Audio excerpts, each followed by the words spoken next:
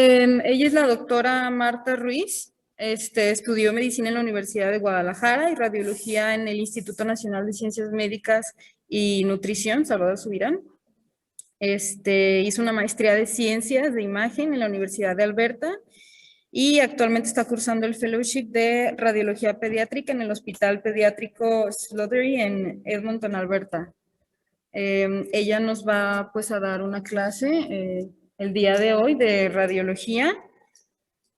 Pues bueno, y ya al final cualquier duda o comentario que tengan, pues se hará un momento pues para sus preguntas. Gracias Listo, por la doctora. presentación. Sí, Solo para darme una idea, ¿cuántas personas ahorita están ustedes ahí de residentes? estamos, doctora, 14, somos 20 personas. Ah, ok, entonces los que están conectados son menos de los que están escuchando la plática, ¿verdad?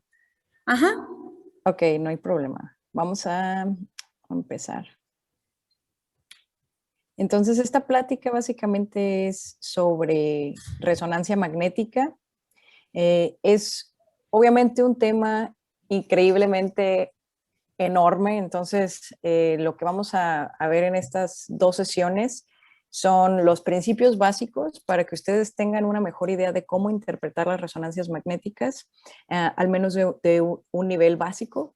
Y la primera parte se va a enfocar en la física, en la adquisición de las imágenes, y después mañana vamos a hablar sobre casos y particularmente cómo abordar la interpretación. Entonces, nosotros estamos interaccionando con campos electromagnéticos todo el tiempo. Algunos son imperceptibles, como el campo magnético de la Tierra, que tiene una fuerza de 30 microteslas o 0.0003 Tesla. El Tesla es la unidad en la unidad de fuerza en la que se mide el campo magnético, y obviamente el nombre es en honor al científico croata Nikola Tesla. Y nosotros como humanos hemos estado fascinados con estos campos electromagnéticos y las interacciones que utilizan con la materia, como lo hacen con los rayos de la luz del sol, y por eso se crean, por ejemplo, las auroras boreales. Entonces, la resonancia magnética tiene básicamente tres principios. Se basan en el átomo, en la carga electromagnética per se y en la onda de radiofrecuencia. El átomo tiene, obviamente saben que tienen un núcleo y un electrón, y los núcleos están compuestos por protones y neutrones. Entonces, si se acuerdan de sus clases de primaria, pues tienen estos elementos tienen cargas de energía, ya sea positiva o negativa. Y dependiendo de la disposición de estos protones, de estos átomos, estas cargas van a tener una dirección y un eje electromagnético. Y esto, así como la Tierra tiene un eje electromagnético, cada protón en nuestro cuerpo y nosotros mismos también tenemos un eje electromagnético. Y esto se representa en la física como este vector de magnetización se representa como una flecha, y la dirección de la flecha es la dirección del eje de magnetización y el tamaño de la flecha es la fuerza. El otro elemento que tiene la resonancia magnética es el campo magnético. Y también, si se acuerdan de sus clases de secundaria o de primaria, el campo electromagnético y la corriente eléctrica están interrelacionados. Y yo creo que todos se acuerdan de si alguna vez hicieron este experimento con una pila y un solenoide para producir magnetismo, o viceversa, tener un solenoide con una medición de energía eléctrica, y si pasamos un imán a través de eso producimos electricidad. Entonces, gracias a eso, nosotros con electricidad podemos producir un campo magnético, que es el magneto del resonador. Y finalmente, el pulso de resonancia. El pulso de resonancia es una frecuencia de radio que está dentro de este espectro electromagnético de luz que no podemos ver, y gracias a esta frecuencia de radio nosotros podemos escuchar, nosotros podemos interaccionar con estos átomos y escuchar el eco que responden, y gracias a eso, por eso se llama resonancia. Y con quien estamos interaccionando no es con el electrón. A nosotros en este caso no nos importa el electrón, tiene una carga negativa, lo que nos importa es el protón, que tiene una carga positiva, y por eso está en el núcleo y por eso se llama magnética nuclear. Pero bueno, ya ahorita el, la palabra nuclear ya no está siendo usada tan frecuentemente, pero por eso se llama nuclear. Los los protones que más abundan en nuestro cuerpo son los de hidrógeno, porque ya sea están unidos al agua, como H2O, o están unidos a la grasa, como en forma de ácidos grasos. Entonces, es gracias a que estos hidrogeniones o protones de hidrógeno, que es lo mismo, están tan abundantes en nuestro cuerpo, todos los fenómenos de resonancia magnética se interaccionan con estos hidrogeniones. Y estos elementos tienen dos propiedades. Una es que giran sobre su propio eje, que eso se llama spin, y otra propiedad es que tienen un movimiento de péndulo oscilatorio, que ese se llama movimiento de precesión. Y lo pueden imaginar como si fueran el movimiento de rotación y traslación de la Tierra. ¿Por qué es importante esto? Bueno, cuando nosotros estamos afuera del resonador, todos nosotros y todos nuestros protones están dispersos y están desorganizados. Y estas cargas electromagnéticas obviamente se cancelan entre sí porque van para ningún lado y nosotros por eso no somos magnéticos, obviamente. Y además porque son cargas muy pequeñas. Pero al momento en el que nosotros estamos en un campo electromagnético como el de la resonancia magnética, y para que se den una idea, si el campo magnético de la Tierra era 0.00003 teslas, la cantidad de magnetismo que tiene un resonador es entre 1 y 3 teslas, un resonador usual que se utiliza para las imágenes de diagnóstico. Una vez que el paciente o nosotros entramos al resonador, estos protones que estaban por ningún lado se van a alinear al eje del resonador. Y algunos se alinean hacia arriba y algunos se alinean hacia abajo, pero todos en un sentido longitudinal. Y a esto se le llama magnetización longitudinal. Yo sé que ahorita parece que esto no tiene nada que ver, pero aguanten porque gracias a esto luego van a entender cuál es la diferencia entre las secuencias y por qué se adquieren las imágenes. Entonces, estos vectores de magnetización, algunos protones de baja energía se van a alinear hacia el eje del magneto y otros en contra del eje del magneto, y algunas de estas cargas se van a cancelar. Igual por la ley de la cancelación de las cargas, pero al final de cuentas, el eje de magnetización sigue siendo hacia arriba. Si quitamos, por ejemplo, estas dos cargas que están hacia abajo, la mayoría de los protones que quedan siguen teniendo una dirección.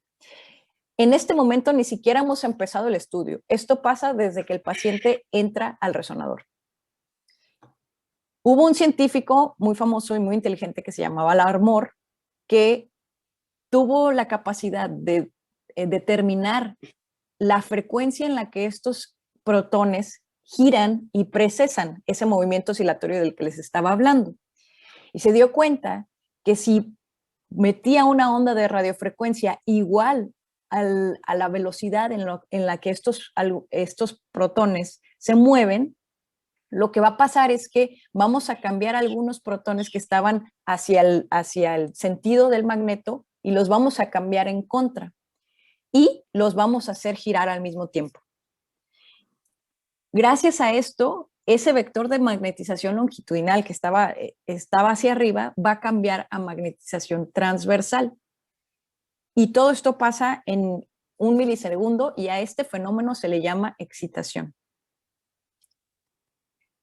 Entonces, esta excitación es gracias a este pulso de radiofrecuencia que nosotros usamos, pero una vez que dejamos de transmitir el pulso de radiofrecuencia, todos estos protones, y aquí se representa nada más con una flecha, pero acuérdense que estos son todos los millones de protones que tenemos en nuestro cuerpo, van a regresar a su posición original, que era ese eje de magnetización longitudinal, con estas flechas hacia arriba. Y en este momento que están regresando, van a producir un eco. Y nosotros vamos a escuchar ese eco con el resonador y gracias a eso podemos codificar las diferentes secuencias. Entonces, cuando regresan a su posición vertical, eso se llama relajación longitudinal, y cuando regresan, cuando dejan de girar al mismo tiempo, se llama relajación transversal, pero esto pasa al mismo tiempo. Y podemos cuantificar cuántos de estos protones han regresado a su posición longitudinal y cuántos de estos han regresado a su posición original transversal. Pero dependiendo del entorno en donde están, van a regresar más rápido o más lentamente. Y gracias a eso podemos diferenciar los tejidos en el cuerpo. ¿Cómo se adquieren las imágenes? Bueno, como ya les había dicho, la grasa y el agua son los elementos con los que tienen más hidrógeno en el cuerpo y nosotros vamos a utilizarlos para adquirir estas imágenes. Como la grasa tiene estos protones muy cerca unos de los otros, es más fácil que cedan energía y tienen tiempos de relajación T1 y T2 cortos. Este tiempo T1 y T2 no es lo mismo que la secuencia T1 y T2. Nosotros comúnmente decimos secuencia T1 y T2, pero en realidad lo que estamos diciendo es que son tiempos de relajación longitudinal y transversal cortos en T1. Y en el agua es como los electrones, como los protones están más lejos entre sí y están en movimiento, eso es más difícil ceder energía y van a tener estos tiempos de relajación T1 y T2 más lentos. O sea, ese regreso del vector de magnetización, esa flecha verde, va a tardar más en regresar en el agua. Gracias a esto nosotros podemos generar secuencias. Y para las secuencias tenemos que determinar qué tan rápido nosotros aplicamos el pulso de radiofrecuencia y qué tan rápido lo escuchamos de vuelta. Y eso se llama tiempo de eco y tiempo de repetición. Entonces, las secuencias ponderadas en T1 tienen tiempos de eco y tiempos de repetición cortos. Y las T2 tienen tiempos ecos y tiempos de repetición largos. Pero esto no es lo mismo que el T1, la magnetización longitudinal, y el T2, magnetización transversal. Por eso se dice que estas secuencias son adquisiciones en T1 y adquisiciones en T2, o ponderadas en T1 y ponderadas en T2. Pero en realidad el nombre de la secuencia que utilizamos se llama spin eco. Cuando podemos hacer una mezcla entre tiempos ecos cortos y tiempos ecos de repetición largos, vamos a crear una secuencia que se llama densidad de protones, que esa no es tan usada para adquisiciones de cerebro, más bien es usada, por ejemplo, en músculo esquelético, como para ver cartílago y cosas así. Y otro tipo de secuencia es la secuencia de ecogradiente, donde donde se invierte la polaridad del campo magnético. ¿Se acuerdan cuando nosotros entramos al magneto y todos esos protones estaban dispersos por ningún lado y entramos y se pusieron otra vez en un eje longitudinal? Antes de hacer ningún pulso de radiofrecuencia, en las secuencias de ecogradiente nosotros invertimos la polaridad del campo y las hacemos cambiar de un eje longitudinal de hacia arriba y hacia abajo, y es lo único que pasa, y no ponemos pulsos. Y tienen tiempos ecos y de repetición más cortos. Ahora, cuando adquirimos las imágenes, usamos algo que se llama voxel, que es como el equivalente de un píxel, pero volumétrico. Entonces, cada una de estas imágenes en realidad es una matriz de 512 por 512, donde estamos promediando la intensidad de señal de cada uno de estos elementos. Y lo podemos adquirir en los tres planos, ya sea axial, coronal o sagital. No es lo mismo que con las TACs. Si se acuerdan, las TACs tienen, por eso se llama tomografía helicoidal, la TAC adquiere las imágenes en espiral y por eso tú tienes al final una cantidad de datos donde puedes modificar esa adquisición a la manera que tú quieras y puedes hacer reconstrucciones que tú quieras. La mayoría de las secuencias de resonancia magnética se adquieren por planos. Entonces, si no adquiriste un plano, por ejemplo, si tu tumor estaba en la convexidad y no adquiriste ese plano, no lo vas a ver. O si quieres hacer reconstrucciones oblicuas y el paciente ya se fue del resonador, no vas a poder a menos que hayas adquirido una reconstrucción volumétrica, que es una secuencia especial, pero por eso no se pueden adquirir como secuencias 3D, por así decirlo, en las secuencias convencionales T1 y T2. Pero ya hay secuencias que se han desarrollado para adquirir cosas 3D. Entonces, la intensidad de señal de cada uno de esos voxeles es básicamente el promedio de la intensidad que emite ese tejido. Y obviamente, dependiendo de la intensidad, se va a llamar hiperintenso o de señal alta, si es blanco, mediana, si es intermedia, isointenso, si es una señal mediana o intermedia, e hipointenso, si es una señal baja. Y si es negro, se dice que no emite señal. Pero esta intensidad de señal depende de la secuencia en la que estás hablando. Tienes que ponerle apellido. Si ves una lesión que es hiperintensa, tienes que decir en qué secuencia la estás viendo hiperintensa. Tienes que decir, está hiperintensa en T1 y T2, en STIR, en lo que sea que esté siendo hiperintensa. No nada más tienes que decir es hiperintensa porque, pues, de qué estás hablando, ¿no?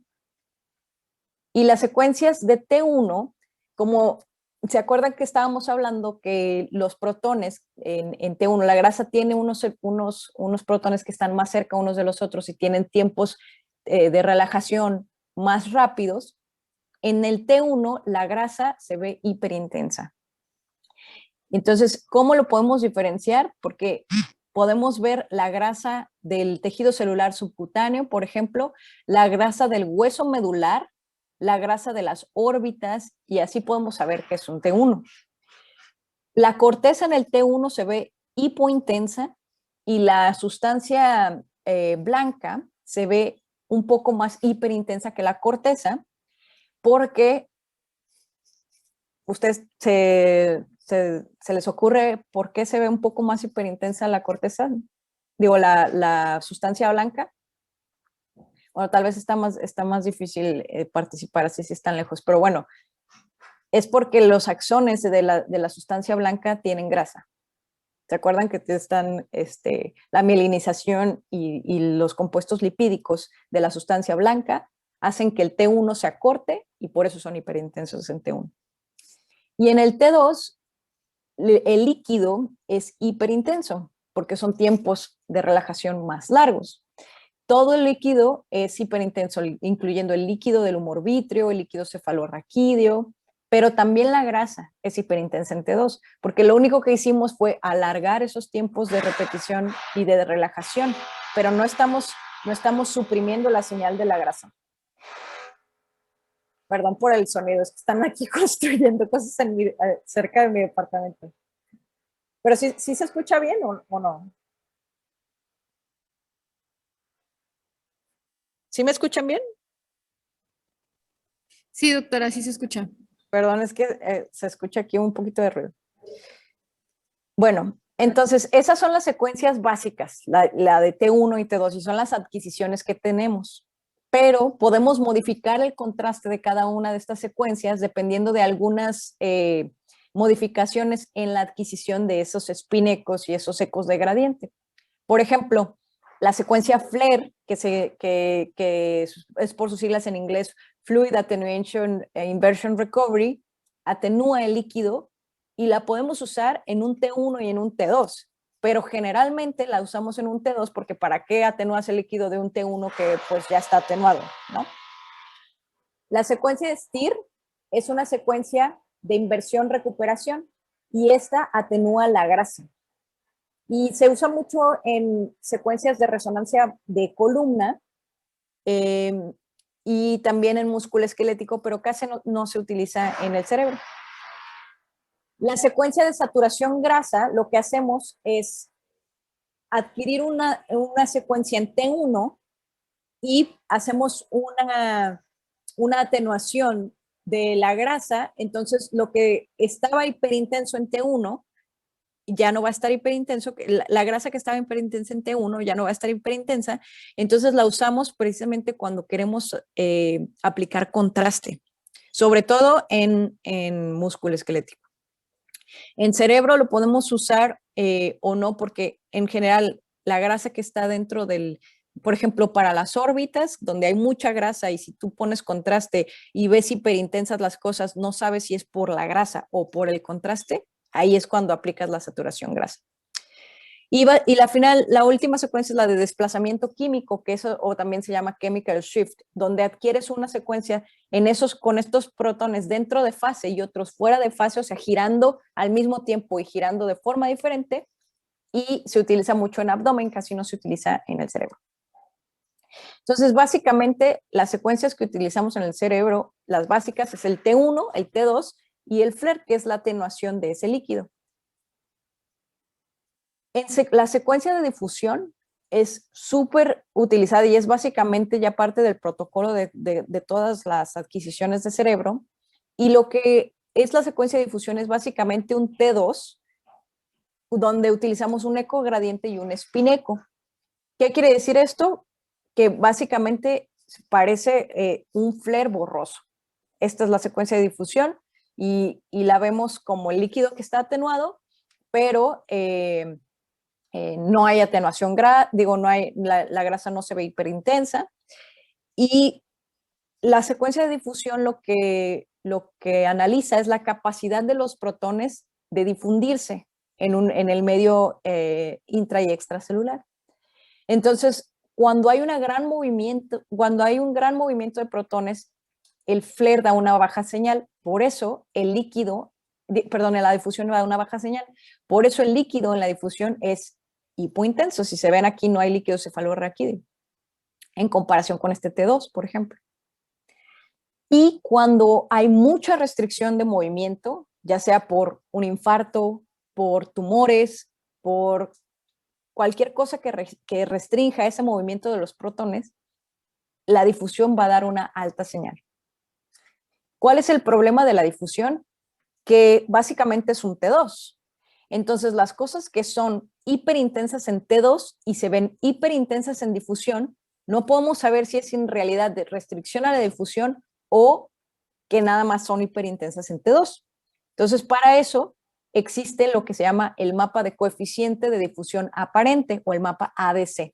Seguramente lo han visto porque son estas imágenes que se ven como más como pixeleadas y de muy baja resolución, porque lo que es el ADC es la valoración cuantitativa de esa restricción del movimiento. Entonces, cuando en realidad y es como un mapa invertido de la difusión, pero sin contar con el T2. Entonces, nosotros, si vemos algo que es hiperintenso en difusión y es hipointenso en ADC, es restricción real. Y si no, si las dos son hiper, o las tres son hiper, T2, difusión y ADC, se dice que es contaminación T2 o efecto T2. En inglés se llama T2 shine through. ¿Por qué es importante esto? Porque es la manera de diferenciar un infarto, un tumor con mucha celularidad, una desmielinización, por ejemplo. En esta primera fila es un paciente que tiene un infarto. Tenemos que tiene una lesión hiperintensa en T2, hiperintensa en difusión e hipointensa en ADC. Y este infarto es en un territorio limítrofe y generalmente estos son como por embolismos o hipotensión. Este es un paciente con un linfoma cerebral.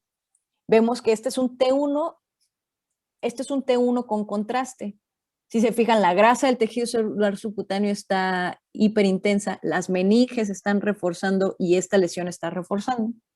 Esta lesión es hiperintensa en difusión e hipointensa en ADC. Quiere decir que esta restricción es real. ¿Por qué? Tumores que tienen mucha celularidad tienen una restricción de movimiento. Estos protones, o sea, es más difícil que se difundan. Y este es un paciente con una leucoencefalopatía por ingestión de heroína. Seguramente han escuchado el Chasing the Dragon, que es un hallazgo muy característico en estos pacientes. Y lo que pasa es que la sustancia blanca es hiperintensa en T2, es hiperintensa en difusión, pero también es hiperintensa en ADC. Y así podemos diferenciar que esto no es un infarto, que es en realidad una alteración de la mielinización. Otra secuencia que es súper importante es la susceptibilidad magnética. Y estas secuencias se pueden adquirir ya sea en un T2 gradiente o dependiendo del escáner que tengan, si es GE se llama SWAN, si es Philips se llama SWI.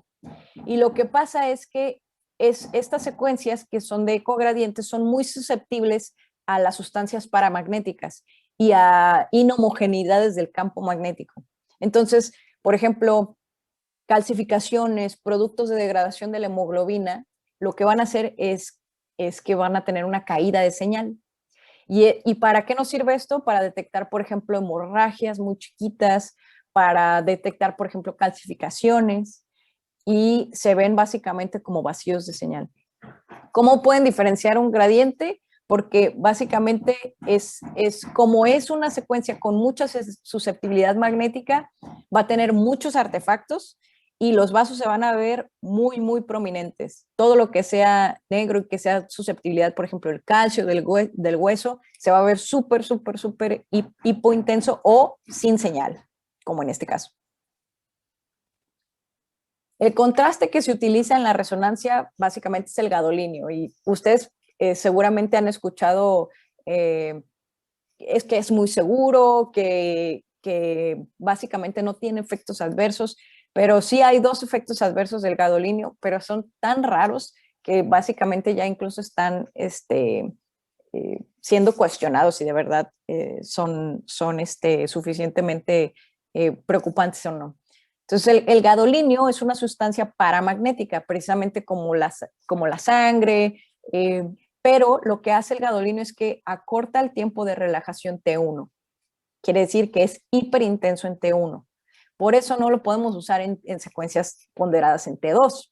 Entonces, por eso el gadolinio nada más se usa, y por eso, si se ponen a pensar, si quieren utilizar una secuencia, por ejemplo, la secuencia STIR, que es atenuación, que lo que hace es atenuar la grasa, no van a poder usar contraste en ella porque el STIR es una secuencia básicamente ponderada en T2. Entonces, así es como más o menos se pueden guiar. Y todo lo que sea, todo lo que tenga reforzamiento, o sea, que todo lo que capte contraste, se va a ver hiperintenso en T1. Los vasos, la hipófisis y lo que genere ruptura de la barrera hematoencefálica, como tumores, meningitis, metástasis leptomeningias, etc. Y estos efectos adversos del gadolinio básicamente son dos.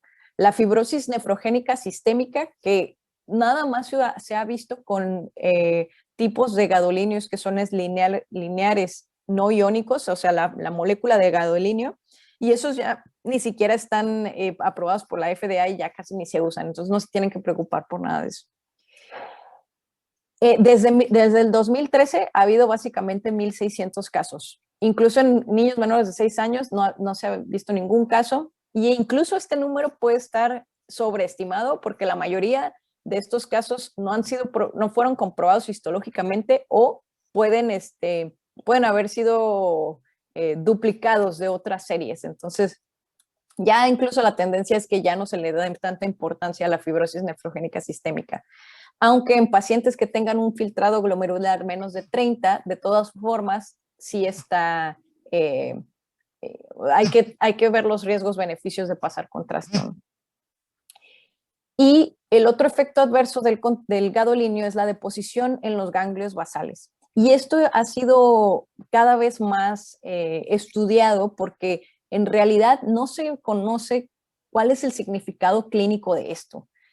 Esta deposición de los ganglios basales y del núcleo dentado del cerebelo se ve en secuencias T1 sin contraste. Entonces, por eso se empezaron a dar cuenta, especialmente, por ejemplo, con pacientes que tienen muchas resonancias magnéticas con contraste, como los que tienen esclerosis múltiple y que tienen seguimiento con 16 resonancias cada cierto tiempo y tienen que estar todas ellas tienen que ser con contraste porque tienes que ver cuáles de estas lesiones están activas o no. Se empezaron a dar cuenta que en estos pacientes todavía no se les pasaba contraste y en el T1 tenían estas lesiones hiperintensas. Pero, ¿qué quieren decir? ¿Qué significado clínico tienen? ¿Qué riesgo tienen de eventualmente desarrollar un efecto adverso o no? No se sabe todavía. Entonces, se sabe que hay deposición, pero no se sabe qué significa eso, básicamente. Y como no sabemos, pues por eso optamos por el uso del contraste solo en casos necesarios. Otras secuencias que son súper interesantes son las de angiografía por resonancia que no son contrastadas. Y lo que hacemos aquí es básicamente analizar estos protones que están moviéndose y hacemos dos capturas de la imagen y vemos cuáles de estos protones siguen en su mismo sitio y cuáles han cambiado. Y gracias a que, por ejemplo, las estructuras arteriales todo el tiempo están con una velocidad de flujo que está cambiando, podemos nosotros ver cuáles de estas estructuras son vasos que tienen flujo y cuáles no. Y así podríamos detectar, por ejemplo, trombos o por ejemplo, anormalidades o variantes anatómicas de la circulación arterial, etc. Y se pueden adquirir ya sea en 2D, como en esta imagen, y esta secuencia se llama Time of Flight o TOF, se abrevia, y estas son como la adquisición planar como un axial normal, o las podemos adquirir en 3D y podemos hacer reconstrucciones, y aquí vemos el polígono de Willis y las carótidas internas y las cerebrales medias y la cerebral anterior, y así podemos saber, por ejemplo, este paciente tiene esta variante anatómica, no conviene hacerle angio de este lado, hazlo de este otro lado, para planeación, para muchas cosas. Lo podemos hacer también con las estructuras venosas. Le cambiamos la velocidad del flujo y decimos, bueno, ya no queremos ver lo arterial, ahora queremos ver lo venoso. Y cambiamos a una velocidad más lenta y podemos ver el seno transverso, el sigmoideo, el sagital superior, las venas corticales, y así podemos, por ejemplo, detectar si hay alguna anormalidad, un trombo. ¿Cuál es la desventaja? Que estas son secuencias que son muy susceptibles a artefacto. Por ejemplo, pacientes que tengan un seno con un flujo lento o asimetría de los senos transversos, va a parecer que tienen un trombo y puede ser que no. Entonces, cada que veamos algo anormal en estas secuencias, hay que tomarlo muy, muy cuidadosamente porque se tiene que corroborar con contraste. Estas no son diagnósticas, son básicamente como de screening, por así decirlo. Y la otra secuencia es la secuencia de codificación de fase, donde nosotros incluso podemos ver la fisiología y el líquido cefalorraquídeo, y así podemos también, por ejemplo, ayudar a pacientes que tengan hidrocefalia obstructiva, si tienen hidrocefalia si tienen una hidrocefalia obstructiva y les hicieron ventriculostomía para ver si eso está patente, pues si eso está permeable, etc. Otras secuencias que son más funcionales son, por ejemplo, el tensor de difusión, que básicamente es una difusión, como lo que ya la habíamos platicado, pero 3D. Y lo que hace es básicamente ver el sentido de las fibras de la sustancia blanca y así poder, por ejemplo, ver si están siendo destruidas por algún tumor, desplazadas, y eso ayuda mucho a la planeación quirúrgica, por ejemplo, los neurocirujanos. La espectroscopía, que originalmente se creía que iba a ser la panacea y que iba a ser como la biopsia no invasiva y todo, lo que hace es básicamente aprovecharse de que estos metabolitos tienen un campo magnético diferente. Entonces, estos aminoácidos como la creatina, la colina y el N-acetiltiraspartato en parénquima cerebral sano tienen una distribución predecible con estos picos. pero en parénquima cerebral, por ejemplo, con desmielinización, se pierde este pico de N-acetilaspartato. En tumores aparecen otros picos como de lactato o de lípidos, y se puede invertir incluso este pico de creatina, colina, etcétera. Hay muchas anormalidades que se pueden detectar por la espectroscopía.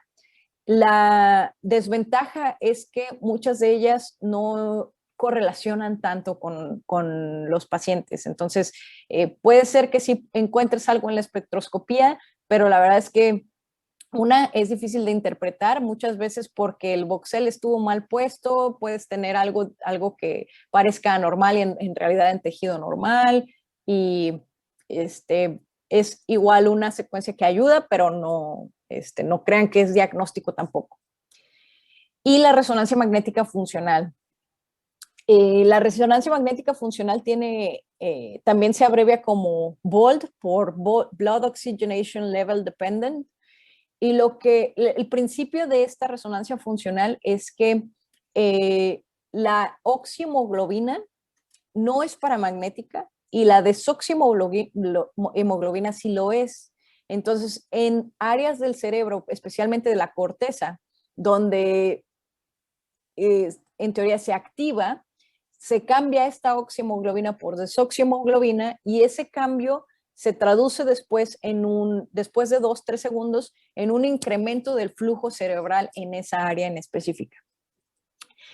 ¿Cuál es la desventaja? Que también está llena de artefactos, y también que estamos basándose en el hecho de que decimos que es activación nomás por incremento del flujo, cuando puede ser que no.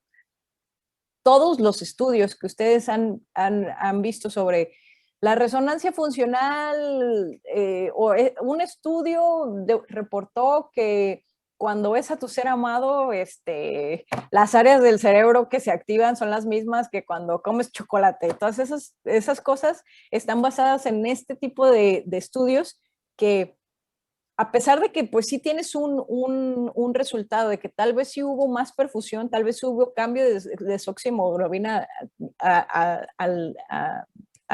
de oxi a desoxi, solo están viendo una parte del cerebro que ellos están sospechando que se va a activar, cuando en realidad de que puede ser que se active el cerebro con otros métodos, y ya se ha comprobado que el cambio del flujo no es lo único que activa áreas del cerebro. Entonces, tomen con mucho cuidado todos estos estudios de resonancia funcional, de espectroscopía y de tensor de difusión. Ahora, ¿cómo reconocer las imágenes? Vamos a ver si alguien puede reconocer, por ejemplo, la A. ¿Qué se les ocurre que pueda hacer? ¿Qué secuencia que puede hacer?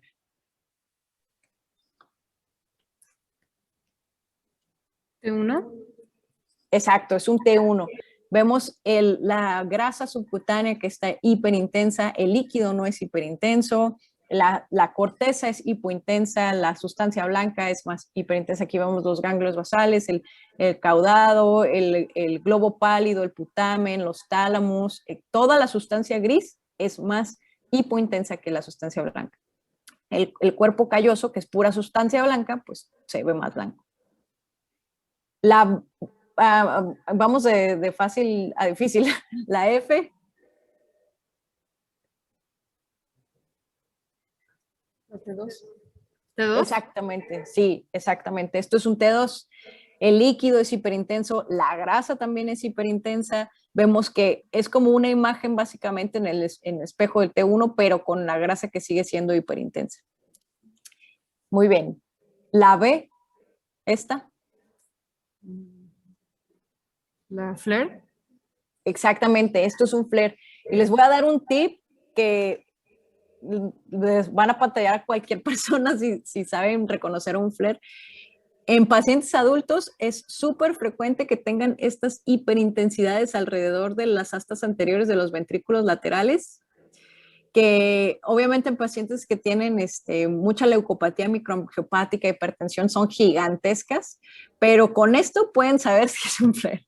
Si ven esto, dicen, y el líquido no es hiperintenso, pueden luego decir flare. Ya no se tienen que ver, ay, la corteza está hiper, la está hipo. Si ven esto, ya, no hay de otra.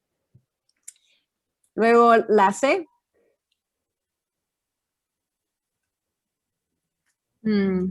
Las La STIR.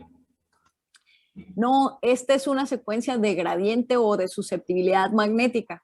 Si ven, los vasos están súper, súper hipointensos, el hueso está súper, súper hipointenso. Esto es porque estos artefactos y la sangre tiene, obviamente, hemoglobina, que es paramagnético, y esta secuencia es la que usamos muchísimo para detectar microhemorragias, por ejemplo, en pacientes que tienen encefalopatía amiloide, o por ejemplo pacientes que tienen trauma y queremos ver hemorragias subaracnoideas o intraparenquimatosas muy chiquitas que tal vez no se vean luego con la TAC, esta secuencia la usamos.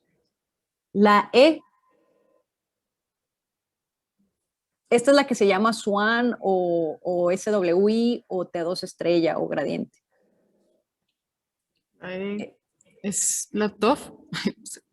Esta E es la difusión. Ah. La difusión es como un T2, es como un flare, pero borroso. ¿Se dan cuenta? En realidad es básicamente un T2 pesado, por eso el líquido no es hiperintenso en la difusión, es un flare pero borroso. Y aquí yo fui,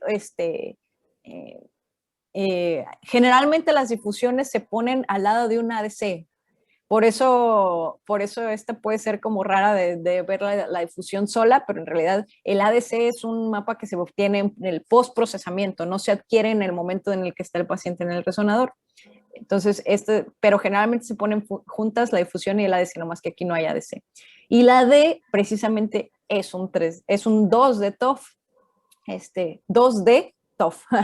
Entonces, los vasos están hiperintensos, pero si se dan cuenta, las meninges no están reforzando ni el resto del tejido celular subcutáneo, porque esto no es un contraste. En realidad, esta hiperintensidad es un artefacto que estamos aprovechando para ver la velocidad de los vasos. Entonces, sabiendo esto, la verdad, saber reconocer las frecuencias de las secuencias de resonancia nada más sirve para que no te atoren en las sesiones, porque obviamente cuando tú ves una resonancia magnética tienen el nombre, o sea, la secuencia, tiene ahí desde T1 axial, T2 axial, y aparte, como ustedes ya saben que los tiempos de repetición y de eco son más cortos en el T1, pueden irse ahí abajo donde están los numeritos que nadie les entiende y ver si son numeritos chiquitos, es un T1. Si son numerotes de miles, es un T2. Preguntas. Yo sé que es muchísima información. ¿Alguien tiene alguna pregunta para la doctora? Sí, doctora.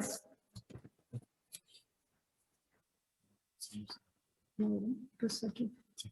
Hola doctora, muchas gracias por su presentación. Cuando estamos hablando de este tipo de imágenes, tengo entendido de que hay mucho procesamiento digital, ¿no?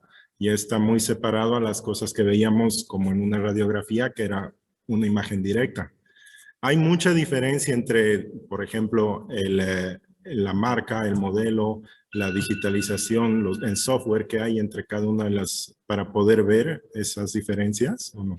Es una súper buena pregunta. Sí, la verdad es que hay diferencia en la adquisición de las imágenes y la resolución de las imágenes dependiendo del teslaje de tu resonador.